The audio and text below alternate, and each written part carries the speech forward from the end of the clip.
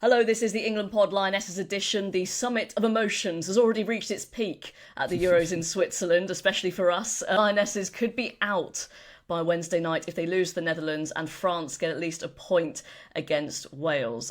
Catherine, let's start with any further reflections following that France defeat. You've had a couple of days now, and also you've all been to the training ground as well. think I think we've kind of moved past the negativity a little bit now, and I think it's almost good that the games kind of come really quickly in the tournament because you've not got too long to dwell on it before you're thinking of the next game. It's almost sort of in the media sense because the day after the game you're sort of dissecting the defeat, and then before you know it you're like right back into media preparing for the next game. So you've kind of put it to one side a little bit. Um, George Stanway described it as a bad night out and wanting to forget it really quickly, which I thought was Love quite a good that. way of summing it up. Um, so I guess that's kind of how the players are trying to see it. And I guess how we all have to try and see it, because the reality is they could be, as you said, they could be out after the game on Wednesday if they don't get the result. So I think they have to kind of be positive and move on. And it seems like that's what the players are doing. I see, Dave. They're going back to the same venue as well. It's the same stadium. So I'm just wondering how Mm. that analogy works with, like, you're going back to, you had a bad night out, but you're going back to sort of the scene of the crime. To Yeah, maybe to right a few wrongs, maybe. going back to the nightclub in the day where you can smell the sticky carpets. Yeah, is that a good It's not a idea? situation we want to be in. No, but it's a massive game, isn't it? I mean, we really have to win it. I mean, even a draw is not really good enough because it means it's not in our hands. And France and Netherlands playing each other in the final game means they could both draw.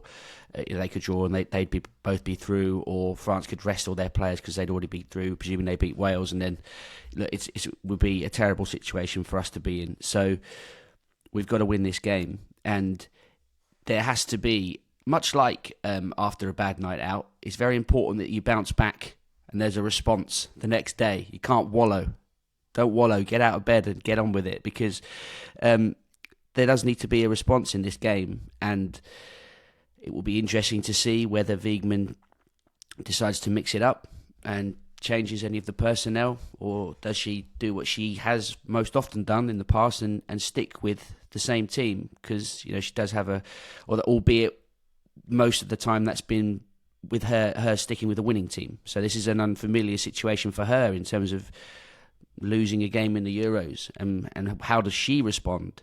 But obviously the players need to be better.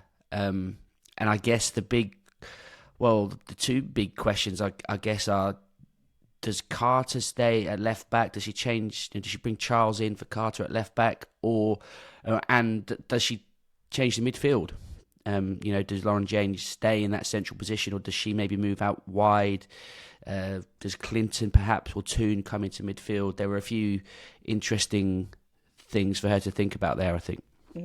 Well, Catherine, so what do you think Sarina will do, and also what would you do? What would you like to see happen? I think she will change the where Lauren James is. I think she'll move out of the number 10, potentially to the right hand side of But the you think front she'll three. start her still?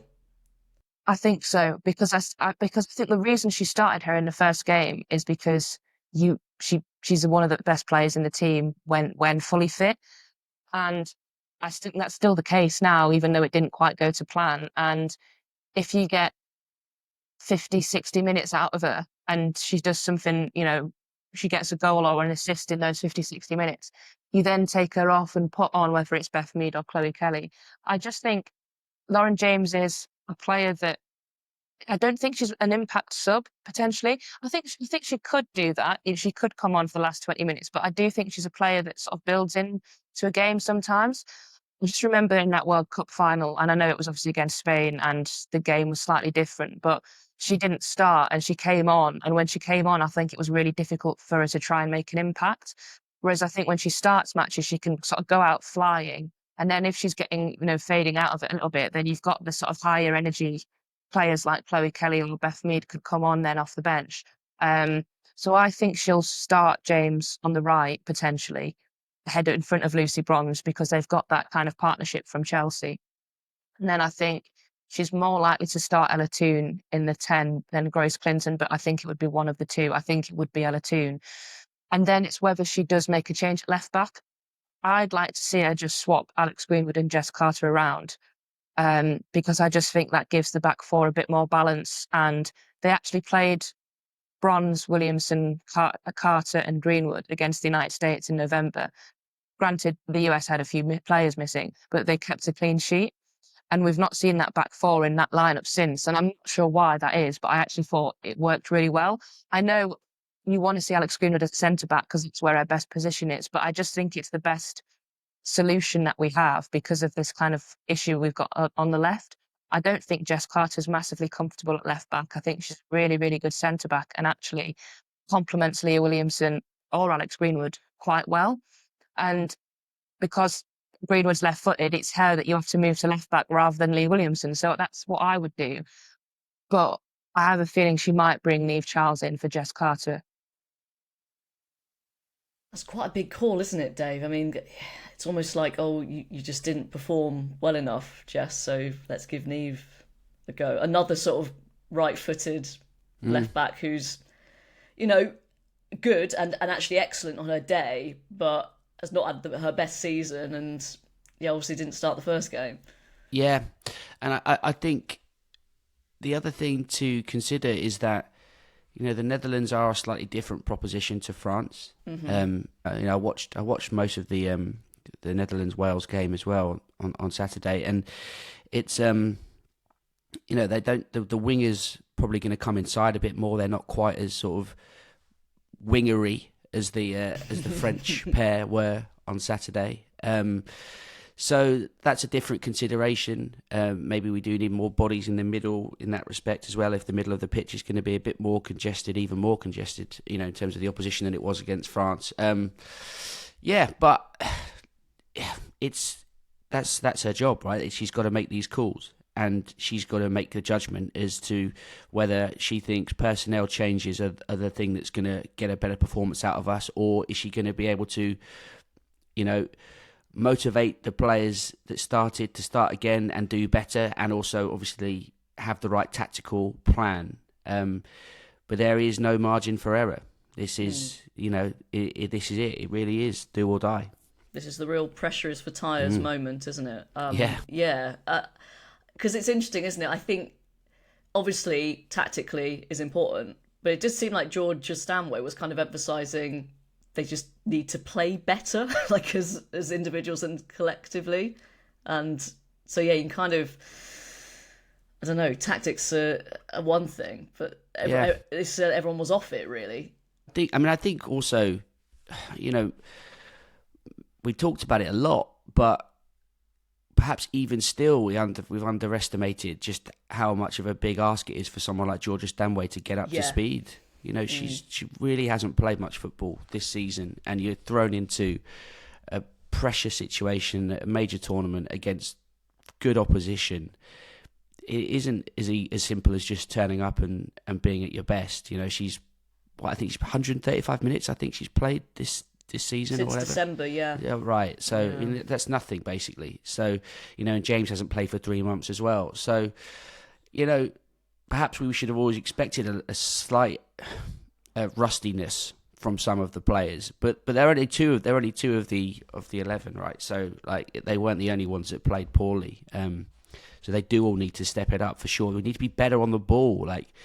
We weren't very good in possession, weren't brilliant out of possession either, but we do need to impose ourselves on the Netherlands, I think, because they're going to be confident, they're going to be comfortable in possession as well. They looked very good against Wales, especially after they scored. Could have been more than 3-0. Mead and Mar scored an absolutely brilliant goal to get them off and running just before half time. So it's another challenge for us, isn't it? I would say the Netherlands were good after the Miedemar goal. I wasn't that impressed with them before that. I think, Catherine, you said that as well in the previous podcast. And let's talk about where England can get to them, because I think, first of all, their defence is not the quickest. Sort of Wales was sort of trying to drop balls over the top.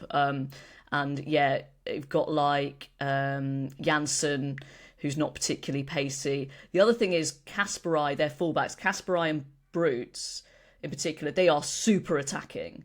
So hopefully that could open up a bit of room for England as well. Yeah, I think so, because ironically, Sarina was kind of saying she wanted England to play the balls sort of in behind France. That's what they ended up not doing. They started playing it short. So I wonder if it will be sort of similar against the Netherlands, because as you say, I do think they can get in behind them. Yeah. And the other thing is, I actually looked on the FOTMob app after that Wales Netherlands game just to see how sort of one-sided it felt. And interestingly, Wales actually won more duels, and it did feel like that. Wales were well up for it; they were getting stuck in, and the Netherlands it took that Miedema goal to sort of shake them into life. So I think, if Georgia Stanway is true to her word and she's going to get stuck in, I think that could be. It's going back to that horrible phrase, going back to basics, being that they were talking about being proper England, weren't they? Yeah, let's paint that George's cross on our face, and let's get stuck in, all of us. The concern was that performance on Saturday was basically proper England, really, wasn't it? Yeah. This England team is not really like the England team that we've been used to over the years, but on Saturday they were a bit more familiar. But yeah, in a way though, I'm nervous. Like it's I really, really hope we get through, but it's a big tournament game. I'm sort of looking forward to that feeling just before 5 o'clock on Wednesday of like, wow, this is it. Like it's essentially a knockout game already. Oh yeah, absolutely. I think, and this is the other fascinating thing, isn't it, Catherine? That actually under Wiegman, not experienced this. This is a must-win game. This is pressure.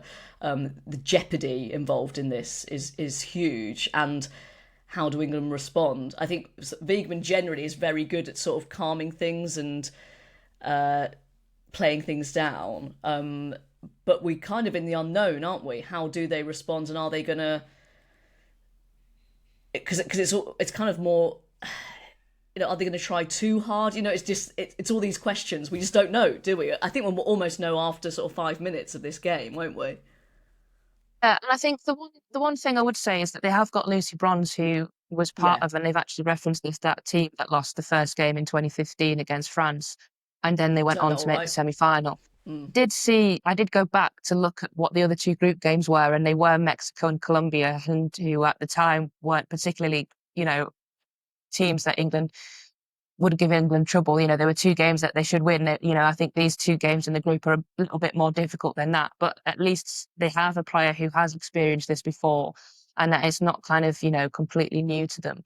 But I also think, like I say, there might be less pressure, which sounds ridiculous, but because they've already had that feeling of losing a game, that's kind of gone now. I'm hoping it sort of works the other way, where it's kind of fueling them and they're not sort of afraid. They actually want to prove people wrong. And the only kind of thing, again, that helps is that last summer when they were trying to qualify for the tournament, and actually it was quite a tough group with France and Sweden, and they lost the first game against France. And then a few days later they went to France and won. And then they got the draw they needed against Sweden to qualify. But yeah, sort of turning that around in quite a few days' time. It's different circumstances, but at least they've had a little bit of an experience of that before, where they've had a game, and then 4 days later they've sort of turned it around and looked at what went wrong and managed to get a better result. There was a lot of talk in the post-match. All the players that I saw speaking, they were all very strong on that we will be better. And I suppose you've got to say that, haven't you? But I think it was Alex Greenwood I saw was quite a terse interview in one of her post-match of she wasn't really in the mood to kind of reflect too much on that performance, and she was very much focusing on the next game straight away. But I am a bit concerned, though. I just think it's classic sort of early goal territory. If we do score early, then hopefully we settle into it and we can just motor on. But Williamson talking about cheap defending, and sort of her reaction, looking around the way she did when we conceded that first goal, and just, it's not great vibes. I'm not getting great vibes from the players and just from the general atmosphere. I mean, Catherine, you're obviously closer to it, so maybe you'd know better. But I am worried. We do need to get off to a good start, and we obviously need to win the game. So it's massive. Yep, massive it is. Do we dare do a score prediction? We've got to, I think, haven't we? We do. I'm going to go 2-1 England. I'm tempted to go with the same. I kind of saw this. I did originally think we would draw with France, and then I had us down to beat the Netherlands. I've just got this horrible feeling it's going to be a draw and it's going to go to the last game. So there's social media England yesterday, and then were asking me a few questions, and they said, well, if it's a draw between England and the Netherlands and France could just make a pact to draw the last game. And I was like, I'm not really sure that's how it works, but Oh, it they could. can. They could. Theoretically, they could.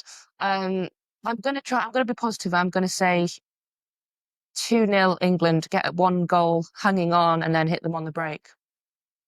Yeah, I'm going 2-1 England as well to complete the set. We've got to be positive. I think we are, I hope we are going to be able to pull it out of the bag and win this game, and the France game will be a distant memory from there on in. But as for France and Wales, I've gone for France winning 3-1. I think Wales will get their moment and score against the French.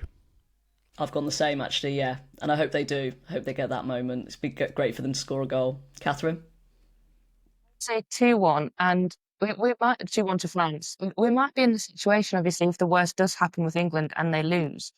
We might all be sat there praying for a Wales win, because that's the only way England would still be in the tournament going into the last game. So we could have to Wales' favour, which would be,